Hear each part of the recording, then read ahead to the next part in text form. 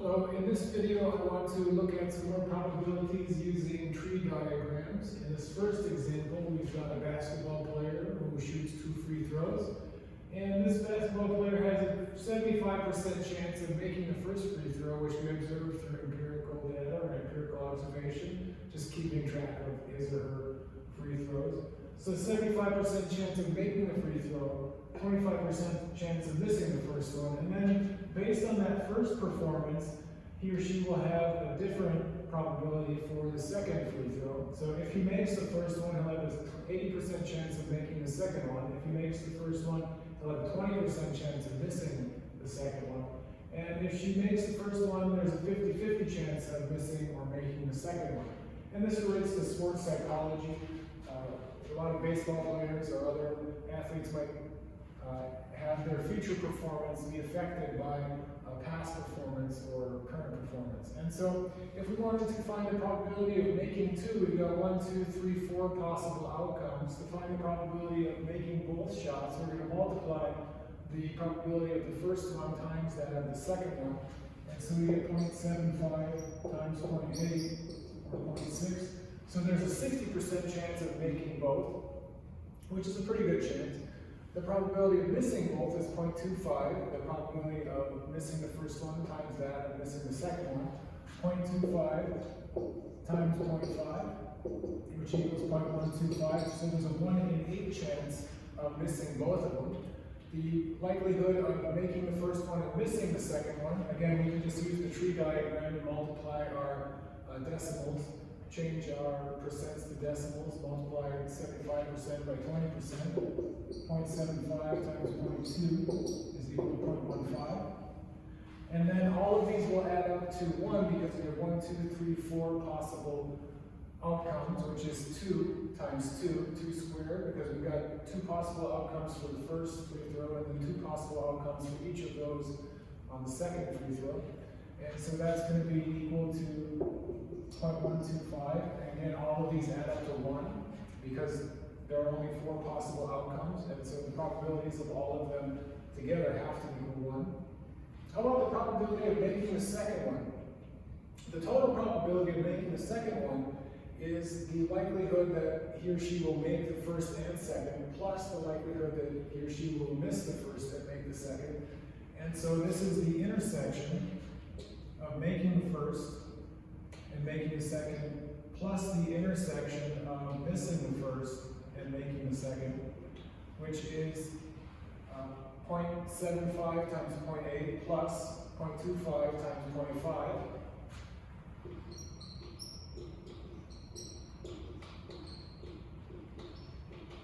Or 0.6 plus 0.125, right? We've already figured these out, which is equal to 0.725. And then, or 72.5% chance of making the second one. The probability of missing the second is the sum of the likelihoods that he or she will miss the first one, make the first one, miss the second, or miss the second and the first together. So this is again the intersection of making the first with missing the second, plus the intersection of missing the first and missing the second, which is 0.75 times 0.2, or 0.15, plus 0.25 times 0.5, or 0.125, which sum together equal 0.275. And so we'll notice that these two also sum together equal 1, because there are only 2 ways of, you can either make the second or miss the second, right? There are only 2 possible outcomes for the second, make and miss. And so our total probability of making the second plus missing the second is equal to 1. The probability of making the second given making the first is found on our tree diagram here. We know that he or she has an 80% chance of making the second given that he made the first. And so this could be found a long way. You could do the intersection of y1, y2 divided by y1, which would be 0.75 times 0.8 divided by 0.75. But that's just going to give us our same 80% chance of making the second given making the first. If we switch these two around, the probability of making the first given making the second, so we know that he or she made the second, we don't know if he or she made the first.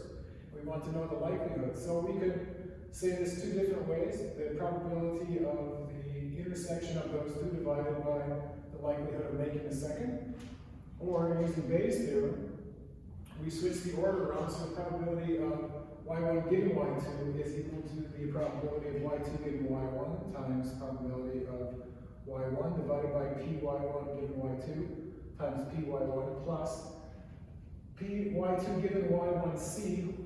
Complement for y1 is n1, so anything other than yes on the first is no, and then we're going to multiply that by py1c, again n1. So the complement for y is n, complement for n is y here, and so we can do the math here and get 0.8 to 8. And so that means the likelihood of missing the first given making the second will be 1 minus 0.828 or 0.172 because we can only make or miss the second, right? We know that we made the first, and so, we know that we made the second, that's our given here. We want to know if we made or missed the first, and so that we can only make or miss it. If this is the likelihood of making the first given making the second, then the likelihood of missing the first given making the second is 1 minus that. In our next example, we've got 4 friends, and these 4 friends randomly choose a number, 1 through 5. And we want to know the likelihood that they didn't choose the same number. All 4 friends did not choose the same number, or the likelihood that among the 4 friends they chose the same number. 2 or more people chose the same number. And so we'll start with 2 friends. So we've got 2 possible scenarios, 2 possible outcomes among those 2 friends. There's a 1 in 5 chance that those 2 people chose the same number. There's a 4 in 5 chance that those 2 people did not choose the same number, because we've got 5 possible numbers, 1 through 5. 2 people chose those numbers. There's only 1 number that they could choose which would be the same, and there are 4 numbers where they could have different choices. So there's a 1 in 5 chance that 2 people chose the same number, and there's a 4 in 5 chance that 2 people did not choose the same number. Well, looking at, given that there's a no among the first 2 people, let's add in a second person. Remember, there are 4 friends. And so now we're working with only 3 numbers. We had 1 possible number for the first 2 friends that they could have chosen in common. For the second additional friend, then we'll have 1 less number out of the 5. And so there are 2 in 5 ways that they could have the same answer. There are 3 in 5 ways that they could have different choices, random selection of numbers. And then when we get to the third additional friend, well, there's now 3 in 5 ways. There are 3 possible numbers, since we've already assessed, or 3 other friends have chosen their numbers. So there are 3 possible ways that this next friend could have the same choice of number as the two or 3 previous friends. And there's 2 in 5 numbers left that would make a different number for all 4 friends. And so now, since this first one, they chose the same number right away, then the total likelihood is 1/5 that these 2 friends chose the same right number, the same number together, which is equal to 25 and 125. Using a tree diagram, the likelihood that 2 friends, that it took 3 friends total, these 2 and then 1 more, before 2 friends had the same number. So we'll multiply 4/5 times 2/5, which equals 8 over 25, or times 540 over 125. Moving on to 3 friends, well, we had no, and then a yes. So we got 4/5 times 3/5 times 3/5, just using the number on the tree diagram, 4/5 times 3/5 times 3/5. And so there's a 4 times 3 times 3 out of 125 chance that these friends will have at least 1 of the same numbers, or 36 out of 125. And finally, 4 times 3 times 2 is 24 out of 125 chance that we'll have a no, and no. So among the 4 friends, there are no common numbers chosen. And so that would be the likelihood that if we have 4 friends and they each choose a random number 1 to 5, there's a 24 in 125 chance that they will not have at least one number in common, whereas there's 101 in 125 chance that they will have chosen 2 of the same numbers, or 1 of the same numbers. The most likely person to choose a same number as one of the other friends is this third friend here. Given 2 friends, there's a 2 in 125 or 1 in 5 chance that to have the same number. Given 3 friends, there's a 40 in 125 chance for this third friend. There's a total sum of 65 in 125 for those 3. And then if we take all 4 friends, there's a 101. It's a very good chance, roughly 4 out of 5 chance, which we should expect because there are 5 members and 4 friends. Moving along, now, this is a famous problem in probability. Say we had 30 students in a classroom. We've got 30 students, and we want to know what's the likelihood that they share a birthday. We want to know what's the likelihood that they share a birthday. Now, of course, there's 1 in 365 chance that any one person will be born on a given day. And of course, this is kind of ignoring some empirical factors, like there are more people born in the summer months or more people born on certain days of the week. But there are 365 days in the year, in a regular year. And so each birthday would be given a 1 in 365 chance, given a random draw of birthdays.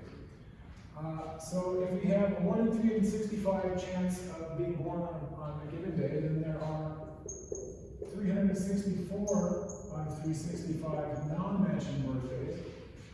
And so if we have 30 students, we're going to follow the same model. If we had 2 students in the classroom, then there'd be 364 out of 365 chance that they will not match.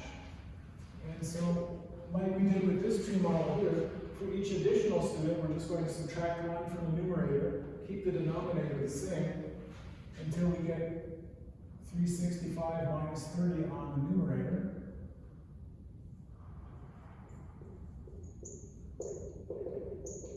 And we'll have 336 over 365. So we will make the product of all of these together. And this is equal to about 0.294. So that is the likelihood. Again, using this tree diagram model, we'd have to have many, many more branches, given that there are 365 total days and we have 30 students. So we carry this up 30 branches down, and each one we move from 364 to 363, 362 to 361, so on and so forth, out of 365 down. And then at the bottom, we would have a likelihood, very similarly to our scaled down example with 4 friends and 5 numbers. At the bottom, we'll have our likelihood that there is no match. The probability of no match is 0.294. That means the probability of match with 30 students is equal to 1 minus 0.294, or 0.706, which is pretty high. You might expect that there'd be a lot less chance of a match with only 30 students given 365 days in the year. And so we could do more examples of this type of tree diagram method of finding out the likelihood that a certain number of people will match a given random number, given a specific value for random numbers. But we find out that there's a probability of a match with 23 people of roughly 50%. So if we get 23 people in a room, there's about a 50-50 chance that 2 of them will share the same birthday. And with 57 people, if we get 57 people in a room, then there's about a 99% chance that 2 of them will share the same birthday.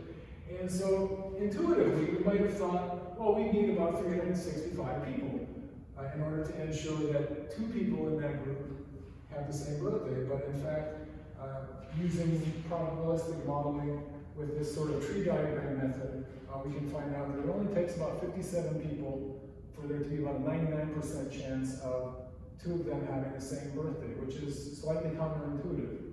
But given this scaled down version, it is relatively simple or easy to visualize with the tree lines, with the tree diagrams, okay?